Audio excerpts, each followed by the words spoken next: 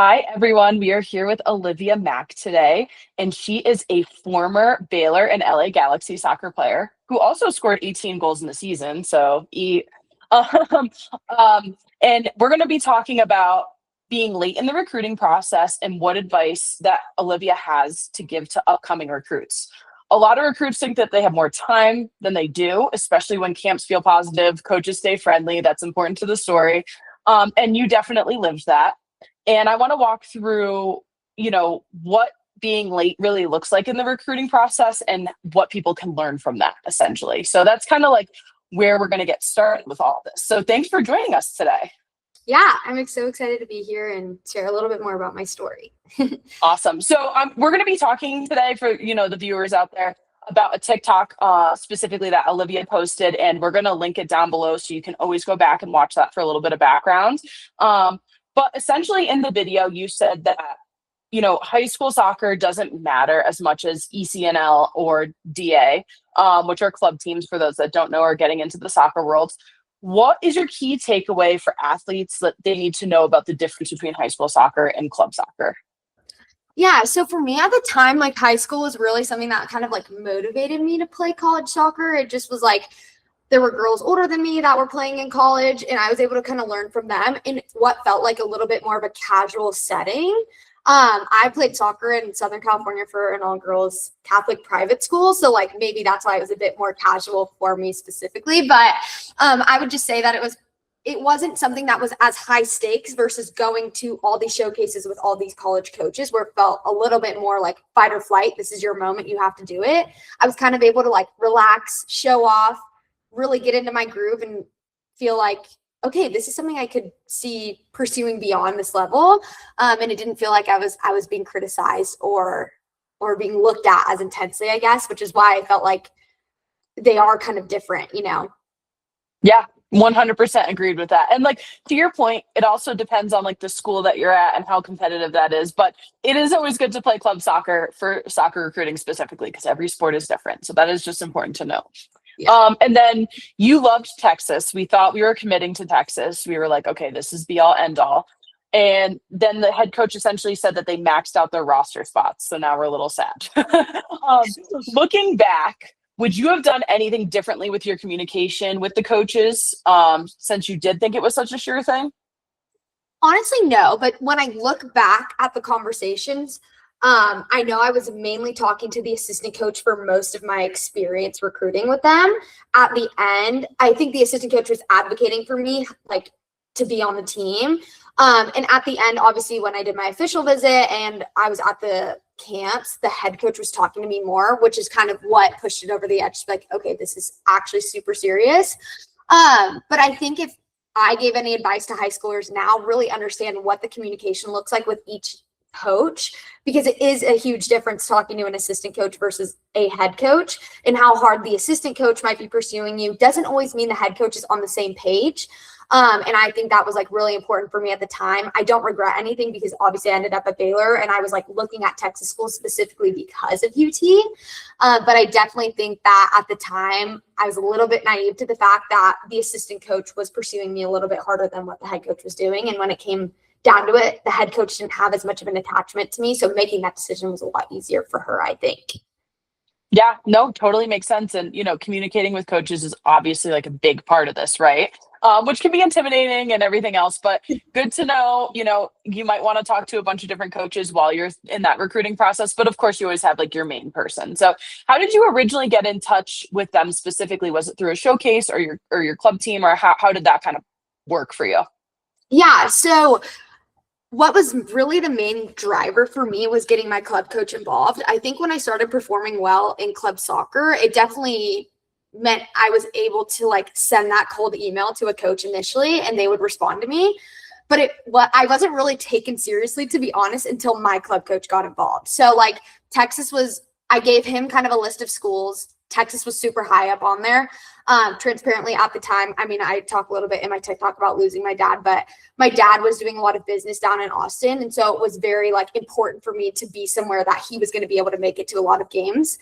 So Austin made the most sense, to be honest. And so I told my club coach, I'm like, I would love to be at UT. Like, you know, my dad's already in the area. It's going to be perfect. So when he reached out, he got in contact with Carrie, who was at the time the assistant coach. And that was kind of how I was able to start those conversations. Everything else, I'm trying to think, like it really all came from my club coach. Like I'm trying to think if I did have like a call with FSU like super early on because of a cold email, but like I don't think it was really going to go anywhere unless my club coach got involved. So I will say that's one of my most important tips is having, you don't need to be your coach's favorite, but being able to communicate with them in a way that makes their job easier. So I would give him spreadsheets, I would give him phone numbers, I would give him emails already. That all he had to do was kind of make that call for me and just advocate for me for what he knew me as his player already. Yeah. And then I know you talk a little bit about kind of being on the later end of the recruiting process. Like what did that timeline look like for you? And, you know, when you felt like you were running out of time, how did you kind of keep that, I guess, like passion alive for continuing the process? Because sometimes people get tired of the recruiting process. No, I will say like I'm very positive now and I'm so thankful my story worked out the way it did, but I want it to be known that it did not come at like any cost without many, many tears. And I would say like it was very discouraging at the time, especially because in Southern California, I know that like the landscape for club changes so much, but definitely at the time, Southern California was an extremely competitive place to be playing club soccer. So for me, it was really hard to see a lot of like girls I'd grown up with playing get committed earlier than me. And even when I was like in the same recruiting process, like someone would get committed and I'm like, what? I've been working as hard and, you know, scoring these goals and talking to these coaches, but it was just felt like it wasn't coming for me. So I would say like what I'm so thankful for is I had an amazing support system. I would say my parents did a really amazing job just encouraging me over and over again. Like they wanted it for me, not more than me, but equally as bad as I did. And I think because of that, they were constantly like, anytime I was down, like, you can do this. We got this. Like one more coach, one more conversation, or, hey, we're at this Pepperdine game. Like, let's go up and talk to the coaches. We'll come with you. Like they were an amazing support system. So I have to give them the most credit because I don't think I would have got through it without them. On my own internally, finding people that could mentor me was an extremely helpful thing as well. One of my club coaches who I didn't like end up playing for, she was my club coach, I think maybe 8th grade, 9th grade. She ended up training me from 9th grade all the way until I went to college and then all the way through college. And she would give me the best advice. She played at UCLA. She was amazing. So just finding like women or other girls who are in the space that can kind of mentor you and encourage you is an amazing thing. And obviously to get to play D1 soccer, you have to have it internally too. And I would say I leaned on myself and had a lot of like internal motivation, but an amazing support system. And even if it can't come from your parents, finding someone to mentor you is like the most amazing thing. Awesome. And then I know that you mentioned in the TikTok that Baylor felt right pretty much immediately when you got to campus. Before that, we were maybe a little unsure. What did they do or say that gave you clarity? And the other part of this question is, what did you like love about like the campus when you had that feeling of like, I really want to go here? Yeah, so I would say the number one thing the coach said, which I think I mentioned in the TikTok, was he said that they had already, a little bit of background to this too, is they had already committed 14 girls, or 13, I was maybe 14. So that was scary from my perspective, but I also knew that was really high stakes on their perspective, like from their perspective too, because committing someone when you already have a very full roster and a lot of freshmen, training freshmen is a really hard thing. It can make or break your program because they're super young and you have to play a lot of them. So looking at it from both angles, it felt like, okay, he wouldn't take me on unless it was serious. And he said to me, he was like, which is scary to say, I won't say every coach is the same, but he just said, you will play. I know you will play and contribute here. I wouldn't commit you unless I knew that. And I just had to take his word at face value right there. And that was a really important thing because I hadn't heard that from anyone else. It's kind of like you start to see when you're having conversations with these coaches, like one was telling me like, hey, you'll play a different position. And that's kind of like code for you might not play at all. And we'll see if you fit into this position. Or someone's like, oh yeah, we'll take you. Like this was my most promising one of someone who's like, I want to take you seriously. And so I feel like that kind of pushed me over the edge, specifically with Baylor in that conversation, and kind of like what made my parents feel comfortable. They were like, this guy's legit and he wants you to play. So that was really helpful. And then I would say like Baylor specifically, I was like, I'm Christian. I was looking for a Christian community, and Baylor has a really amazing Christian campus. I also like wanted to get involved in Greek life. They have amazing Greek life, but it wasn't like going to overtake my athletics. So that was fun. And I really wanted to play for a school that had an amazing football and basketball program, which I happened to be at Baylor when we won the national championship. So it's awesome. Love that. That school. But yeah, being a part of an athletics program that had a lot of money was important to me, because I knew that like it funnels down into sports like women's soccer or equestrian or softball. So that was just like an important factor to me. Awesome. And then my last question is, piece of recruiting advice for anybody listening. If you had to pick one, what is it?